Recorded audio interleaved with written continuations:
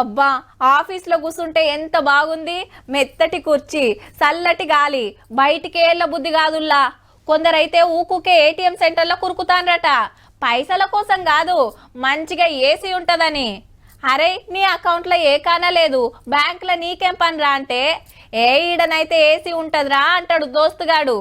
బయట గర్మీ ఉన్నప్పుడు ఎవ్వలైనా చల్లదనం కోరుకుంటారు కదా. ఓ కొడుకో, ఎండలు చంపుతున్నాయి. పగటిలో ఇంట్లోకెళ్ళి బయటికి వెళ్తే సుర్రం అంటుంది. పరిస్థితి గిట్లున్నందుకే సిటీలో ఆడాడ ఏసీ బస్ స్టాపులు పెట్టిరు, పబ్లిక్ కు చల్లగా ఉండాలని.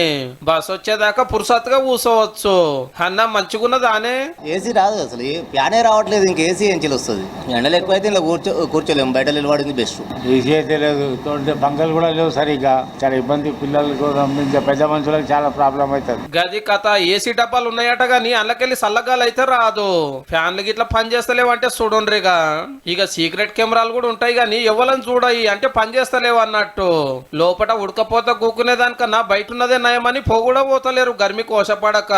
టాయిలెట్స్ లలో కూడా అసలు క్లీనింగ్ ఉండదు. ఇందులో కూర్చుందామంటే ఇక ఈ వేడి వల్ల ఎక్కడ ఉక్కిరి బిక్కిరి అవుతా ఉన్నాం. ఒక్కొక్క కాడ డోల్రే పని చేసిరు, లోపల కొవ్వలు పోకుంటా. అగో అంత చెత్త చెదారం మోపయింది.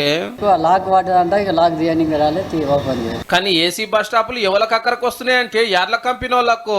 మీద పెద్ద పెద్ద బోర్డులు పెట్టుకొని పైసలు కమాయిస్తున్నారు గానీ లోపల మెయింటెనెన్స్ అయితే లేదు. చూసుకునే జిమ్మదారి వీళ్ళకే ఇచ్చింది మరి జిహెచ్ఎంసీ. కొందరు అయితే జిరాక్స్ సెంటర్లు కూడా నడుపుతున్నారు.